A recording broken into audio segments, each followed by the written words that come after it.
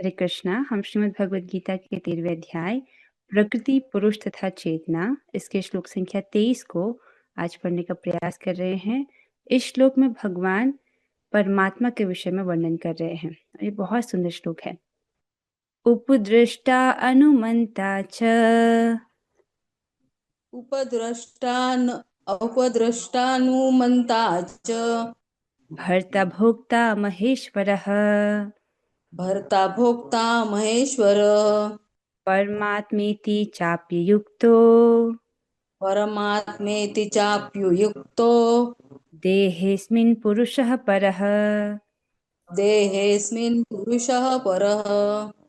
उपदृष्टा अनुमंता च उपदृष्टा अनुमन्ता च भर्ता भोक्ता महेश्वरः भर्ता भोक्ता महेश्वरः परमात्मेति चापि युक्तो परमात्मेति चाप्युक्तो देहेऽस्मिन् पुरुषः परः। देहेऽस्मिन् पुरुषः परः। बहुत सुंदर। तो भी इस शरीर में एक दिव्य भोक्ता है जो ईश्वर है, परम स्वामी है और साक्षी तथा अनुमति देने वाले के रूप में विद्यमान है और जो परमात्मा कहलाता है। तो पिछले श्लोक में आपने पढ़ा था कि जीव को पुरुष कहा गया है और वो शरीर में जो सुख दुख है उसका अनुभव करने वाला है। अनुभव करने वाला एक व्यक्ति है, वह जीवात्मा है। ठीक है। अब यहाँ पर तो भी अर्थात जीवात्मा के परे एक और भोक्ता है इस शरीर में जो ईश्वर हैं, परम स्वामी है, वो साक्षी है, अर्थात जीवात्मा के जो कार्यकलाप है उनको देखने वाले और अनुमति देने वाले कि इस व्यक्ति, इस जीवात्मा की जो इच्छा है उसके कर्मानुसार उसको दिया जाना चाहिए कि नहीं दिया जाना चाहिए, इस प्रकार अनुमति देने वाले के रूप में विद्यमान है और उनको परमात्मा कहा जाता है। अन्वय को देखेंगे। अस्मिन देहे, इस देह में, इस शरीर में, परह पुरुषः, जीव से भिन्न पुरुष। ये क्यों बताया जा रहा है? देखिए, भगवान ने पहले भी इसका वर्णन किया है, लेकिन जो अद्वैतवादी हैं वो क्या गलती करते हैं, वो परमात्मा को और जीव को एक ही समझ बैठते हैं। तो वो गलती ना हो, भगवान यहाँ पर एकदम स्पष्ट बता रहे हैं कि इस जीवात्मा के परे भी एक और भोक्ता है, जीव से भिन्न पुरुष है जो कि उपदृष्ट अर्थात साक्षी है, जीवात्मा के सभी कार्यकलापों का साक्षी है, अनुमंता च और अनुमोदनकारी है, तो अनुमति प्रदान करने वाला, अर्थात इस जीवात्मा की इच्छा के अनुसार, उसके जो कर्मानुसार उसको ये चीज़ दी जानी चाहिए, उसकी इच्छा पूरी की जानी चाहिए, नहीं की जानी चाहिए, इस प्रकार की अनुमति देने वाला। भर्ता अर्थात धारक है और भोक्ता अर्थात पालक है। महेश्वरः, महेश्वर है। परमात्मा च इति अपि, एवं परमात्मा इत्यादि भी उक्त अर्थात कहे जाते हैं। श्लोक देखेंगे। उपदृष्टा अनुमंता च, साक्षी और अनुमति देने वाला। भर्ता भोक्ता महेश्वर, जो कि भर्ता अर्थात स्वामी है, भोक्ता अर्थात परम भोक्ता है, महेश्वर अर्थात परमेश्वर है, ईश्वर है। परमात्मेति चापयुक्त, और उसे परमात्मा कहा जाता है। देहेस्मिन् पुरुषः परः, वह इस देह में परम पुरुष के रूप में रहता है। ठीक है। परम भोक्ता अर्थात परमात्मा के रूप में भगवान सभी जीवों के हृदय में रहते हैं। बहुत सुंदर ये बात है। ये प्रभुपाद जी इस चीज़ को कहते हैं, ये एक सुंदर प्रार्थना है जिसको वो करते थे। क्या है उनकी प्रार्थना? भगवान, आप आत्मा के रूप में मेरे हृदय में हैं, आप मुझे प्रेरित कीजिए कि मैं लगातार हरे कृष्ण महामंत्र के उच्चारण द्वारा आपका स्मरण कर सकूं। तो ये प्रभुपाद जी की प्रार्थना है। भगवान है ना हम सबके हृदय में परमात्मा रूप में, तो हम उनसे ऐसे प्रार्थना कर सकते हैं। बहुत सुंदर प्रार्थना है ये, ताकि वो हमें प्रेरित करे। क्योंकि देखिए, इस श्लोक में बोला गया है कि भगवान ही जो है अनुमंता है, अनुमति प्रदान करने वाले हैं, उपदृष्टा है, तो वो हमको प्रेरित करने वाले हैं। तो इस प्रकार से उनसे ऐसी प्रार्थना की जा सकती है। आइए तात्पर्य की ओर चलते हैं। अनुवाद और तात्पर्य कृष्ण कृपा मूर्ति श्री श्रीमद् एसी भक्ति वेदांत स्वामी श्री प्रभुपाद द्वारा।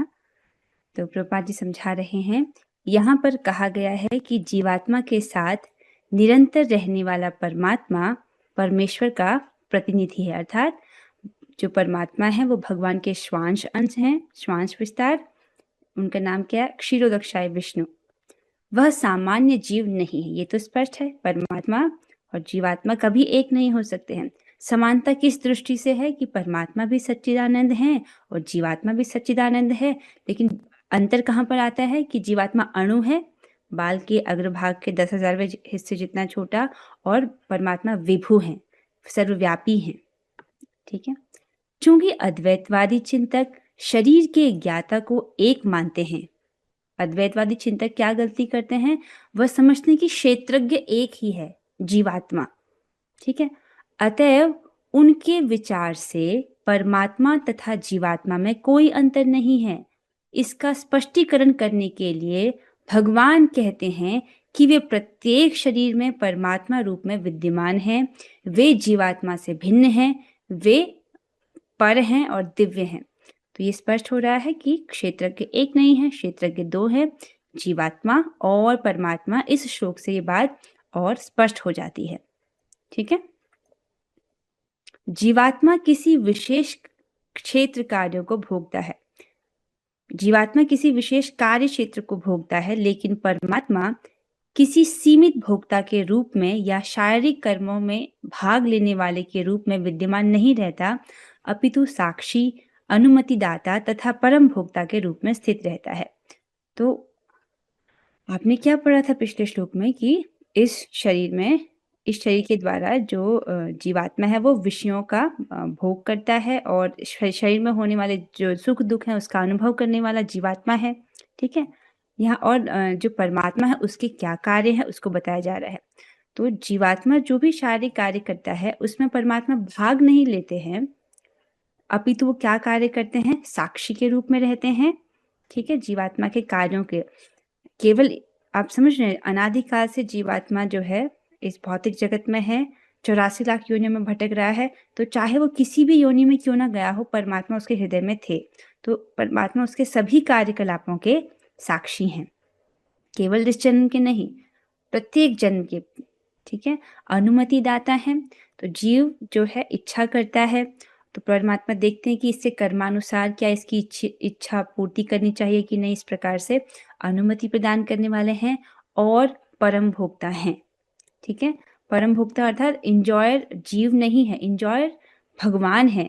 लेकिन जब जीवात्मा अज्ञान में रहता है तो वह सोचता है कि मैं अपने इन इंद्रियों, भौतिक इंद्रियों के द्वारा इस जगत में सुखी हो सकता हूँ, और उसके मन में अपने आप को भोक्ता समझता है, तो उसको भी भोक्ता कहा जाता है। लेकिन भगवान परम भोक्ता है, उसका नाम परमात्मा है, आत्मा नहीं। तो ये साक्षी, अनुमति दाता, परम भोक्ता कौन है? परमात्मा है, आत्मा नहीं। वह दिव्य है।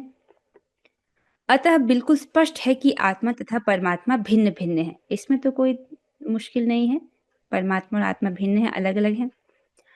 परमात्मा के हाथ पैर सर्वत्र रहते हैं, लेकिन जीवात्मा के ऐसा नहीं होता है। ये बात पिछले श्लोकों में भी बताया गया था कि जीवात्मा की इंद्रियां एक स्थानीय हैं, हमारी इंद्रियां हर जगह नहीं फैली हैं। ठीक है। लेकिन परमात्मा के हाथ पैर सर्वत्र हैं, अर्थात वो सर्वव्यापी हैं। चूंकि परमात्मा परमेश्वर है, अतएव अंदर से जीव की भौतिक भोग की आकांक्षा पूर्ति की अनुमति देता है। तो यहाँ पर क्या समझा रहे हैं प्रभुपाद जी? ये अनुमति दाता का क्या अर्थ है? तो कौन सा शब्द समझा रहे हैं प्रभुपाद जी आपको? ये उपदृष्टा अर्थात साक्षी, जीवात्मा के सारे कार्यकलापों का साक्षी। और अनुमंता, ये अनुमंता का क्या अर्थ है उसको प्रभुपाद जी समझा रहे हैं कि परमात्मा जो है वो अंदर से जीव की भौतिक भोग की आकांक्षा पूर्ति की अनुमति देता है। तो अगर परमात्मा अनुमति नहीं दे तो व्यक्ति भौतिक भोग भी नहीं कर सकता है। भगवान की अनुमति के बिना, परमात्मा की अनुमति के बिना हम पानी भी नहीं पी सकते हैं। तो जो जीवात्मा है, जो परमात्मा है, वो अंदर से जीवात्मा की भौतिक भोग की आकांक्षा की पूर्ति की अनुमति देते हैं। परमात्मा की अनुमति के बिना जीवात्मा कुछ भी नहीं कर सकता, यहाँ तक कि पलक भी नहीं झपका सकते हैं। अगर जो परमात्मा है उनका सहयोग ना हो तो हम इस शरीर का उपयोग नहीं कर सकते, क्योंकि इसको आगे 18वें अध्याय में बताया जाएगा कि कोई भी कार्य किया जाता है तो उसके पीछे 5 घटक होते हैं। उन 5 घटक के कारण कोई भी कार्य होता है। तो 5 घटक क्या हैं?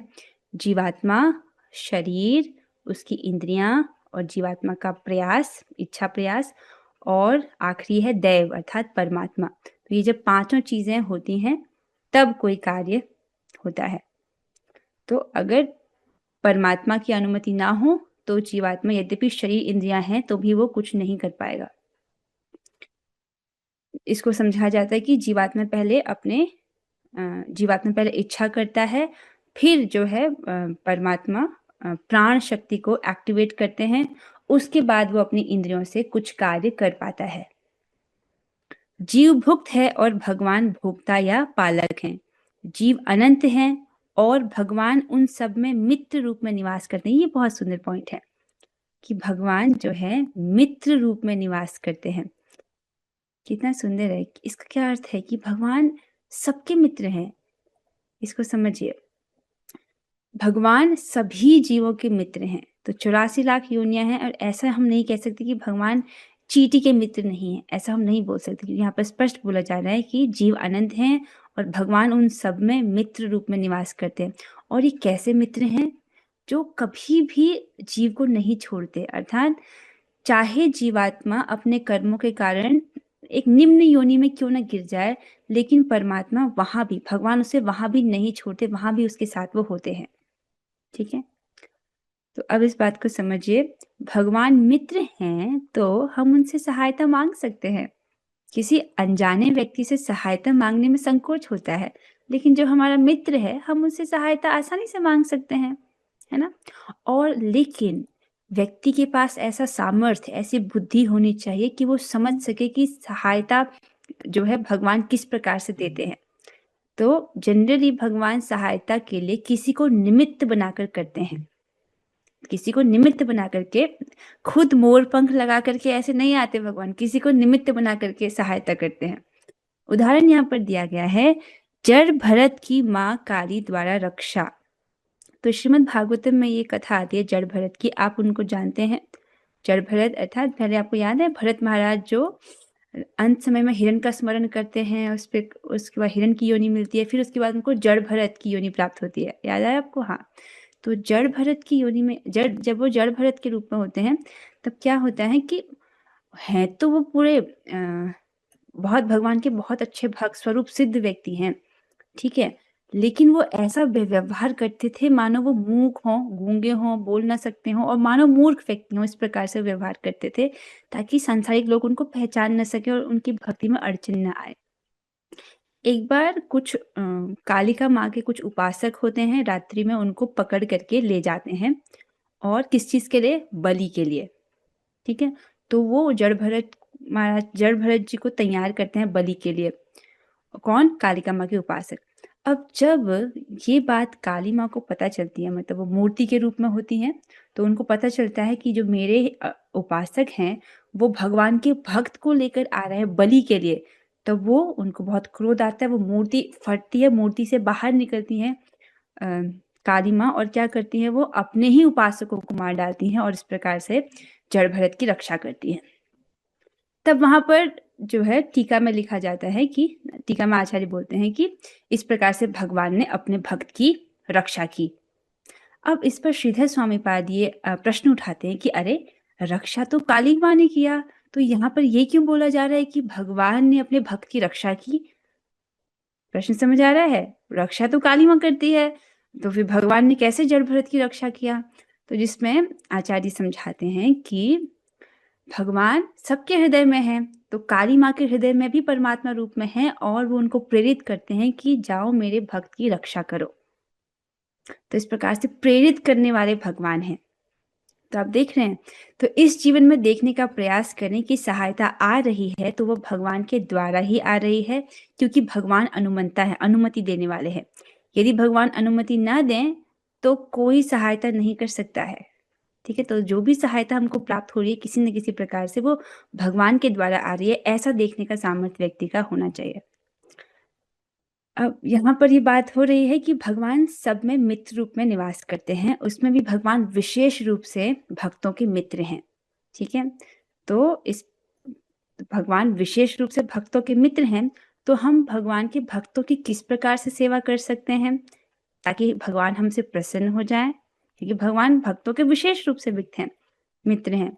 तो हमको क्या करना चाहिए, एटलीस्ट प्रयास करना चाहिए भक्तों को उत्साहित करने का।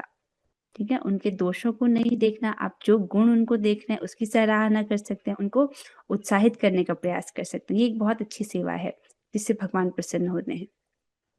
तो हम कहाँ पर बात आ रहे थे कि हाँ, जीव अनंत हैं और भगवान उन सब में मित्र रूप में निवास करते हैं।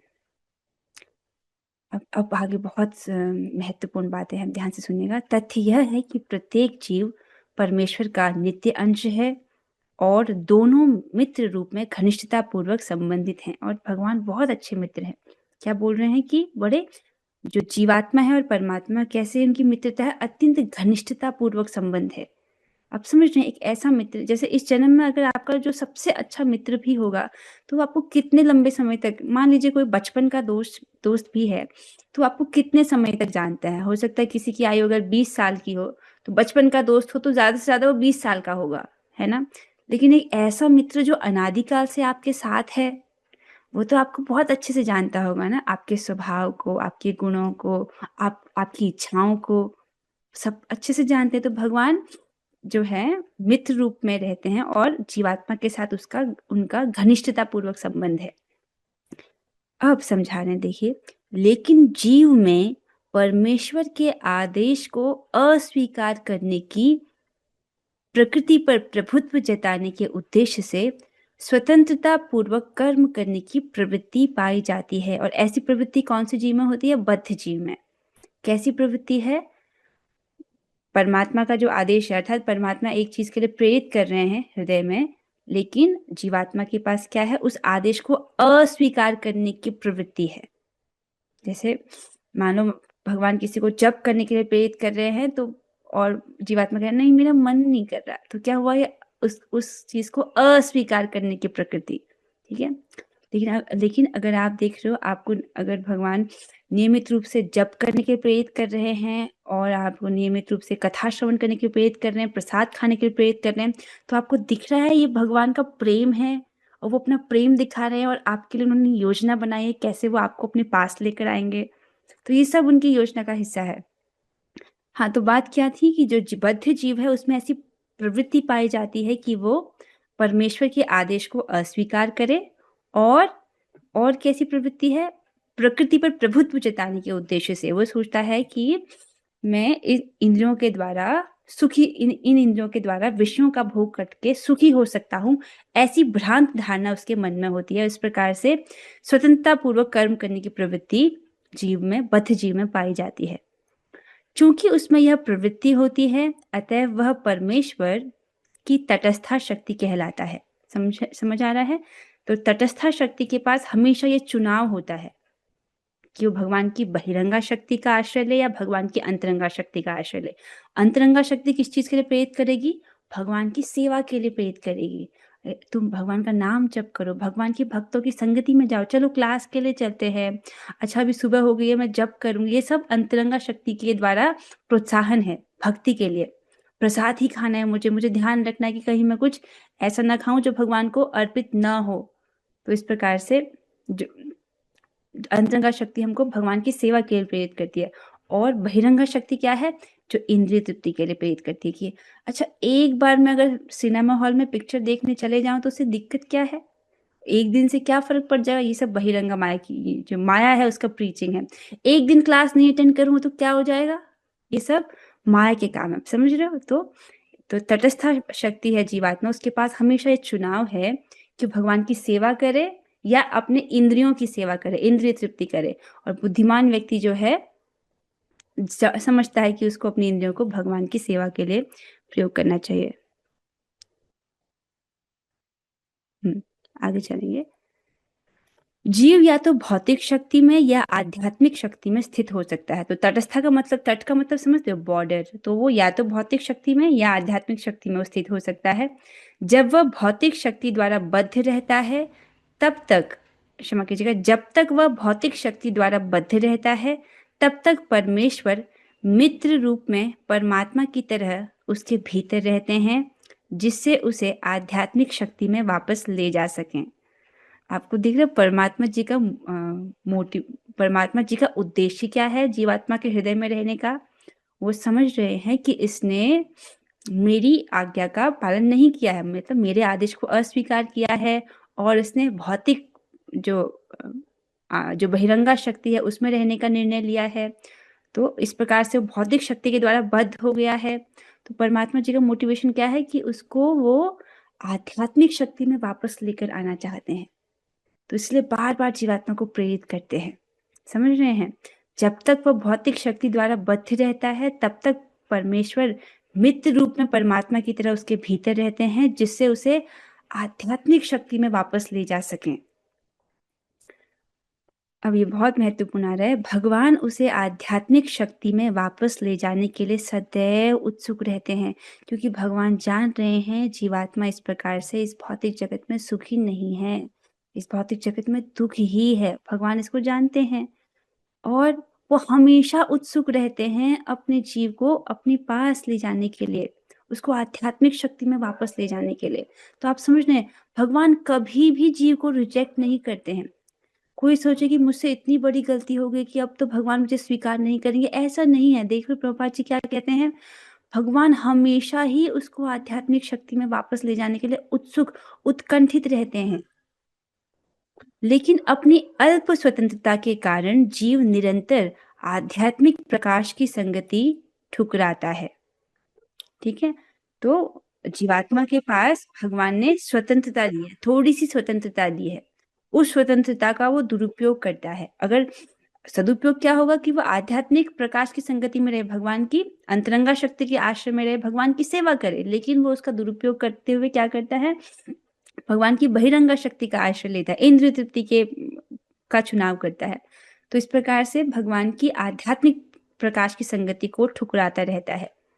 अब स्वतंत्रता का यह दुरुपयोग ही बद्ध प्रकृति में उसके भौतिक संघर्ष का कारण है, क्योंकि वो अपनी जो उसको स्वल्प स्वतंत्रता दी गई है उसका दुरुपयोग कर रहा है। इसी के कारण जो है वो यहाँ पर संघर्ष कर रहा है। और कैसा संघर्ष है ये, जैसे मछली पानी के बिना, पानी के बाहर आकर सोचे कि मैं सुखी हो जाऊं और वहां पर वो सुख ढूंढने का प्रयास करे, तो ऐसा नहीं हो सकता है। तो उसी प्रकार से जीवात्मा इस भौतिक जगत में संघर्ष कर रहा है अपनी स्वतंत्रता का दुरुपयोग करने के कारण। अतएव भगवान निरंतर बाहर तथा भीतर से आदेश देते रहते हैं। तो ये कितना सुंदर है, क्योंकि वो जान रहे हैं कि ये जीवात्मा तो इसने अपनी स्वतंत्रता का दुरुपयोग करके ये बद्ध हो गया है, लेकिन भगवान परमात्मा के रूप में हृदय से भी, भीतर से भी आदेश देते हैं और बाहर से भी आदेश देते हैं। बाहर से कैसे देते हैं, बाहर से वे भगवत गीता का उपदेश देते हैं। कितना सुंदर है, कितना सुंदर है ये। इसको देखिए, असंख्य भौतिक ब्रह्मांड है, हमारा ब्रह्मांड सबसे छोटा है, फिर भी भगवान को हमसे फर्क पड़ता है। मतलब देखिए, एक ऐसा व्यक्ति, सारे आध्यात्मिक लोग उनके नियंत्रण में है, सारे भौतिक लोग उनके नियंत्रण में है, एक ऐसे महान व्यक्ति है, वो स्वयं आकर के हमारे इस भौतिक ब्रह्मांड में आकर लीला कर रहे हैं और हमको भगवत गीता रूपी ज्ञान दे रहे हैं। उनको उनको क्या फर्क पड़ता है एक छोटी सी भौतिक जगत में रहने वाले कैदियों से, क्योंकि हम तो कैदी है ना, अभी बद्ध अवस्था में है, लेकिन उनको फर्क पड़ता है, तभी तो वो स्वयं आते हैं और लीला करते हैं। आप समझ रहे हैं, असंख्य ब्रह्मांड है, हम कितने इनसिग्निफिकेंट है, इस बात को आप समझ रहे हैं कि हमारी क्या वैल्यू है। असंख्य ब्रह्मांडों में एक ब्रह्मांड है, उसमें हम करोड़ों करोड़ों जीवों में से एक जीव हैं, लेकिन भगवान को हमारी परवाह है, इसीलिए वो स्वयं आते हैं। ऐसा नहीं कि बस अपने एक प्रतिनिधि को भेज देते हैं और हो गया ना, स्वयं आते हैं और लीला करते हैं। आप समझ रहे इस चीज को।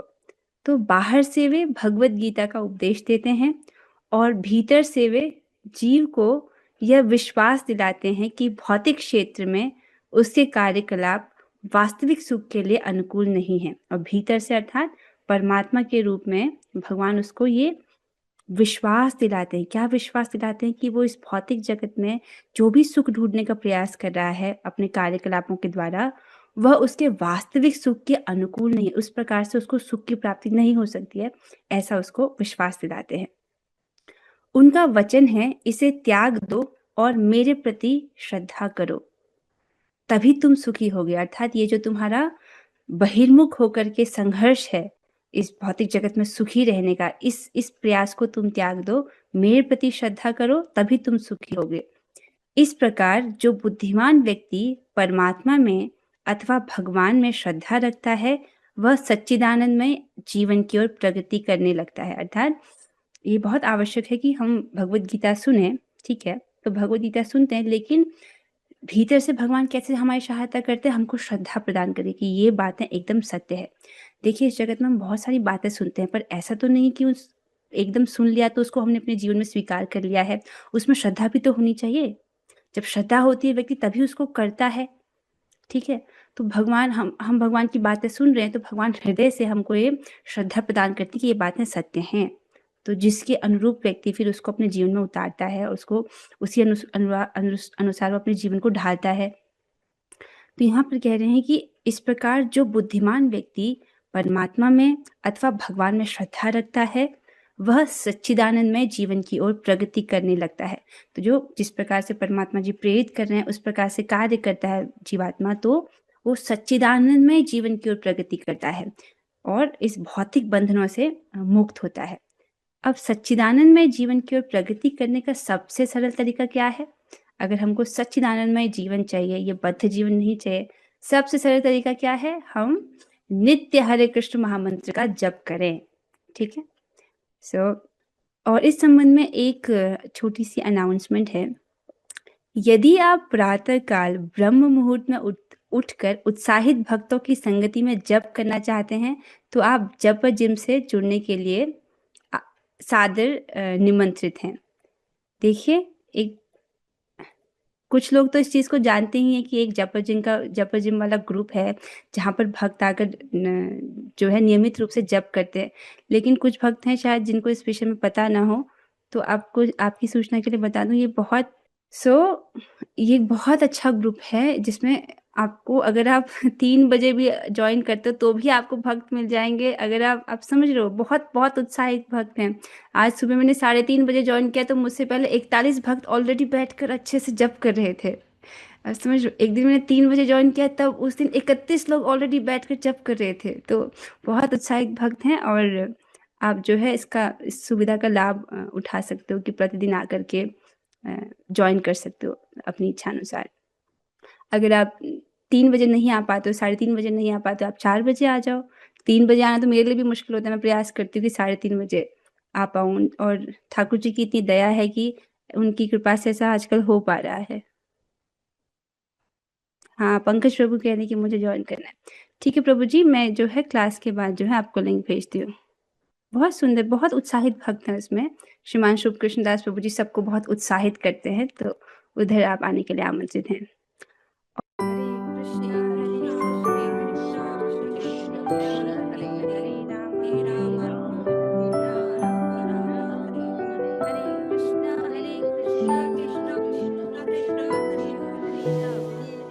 राम राम राम हरे कृष्णा हरे राम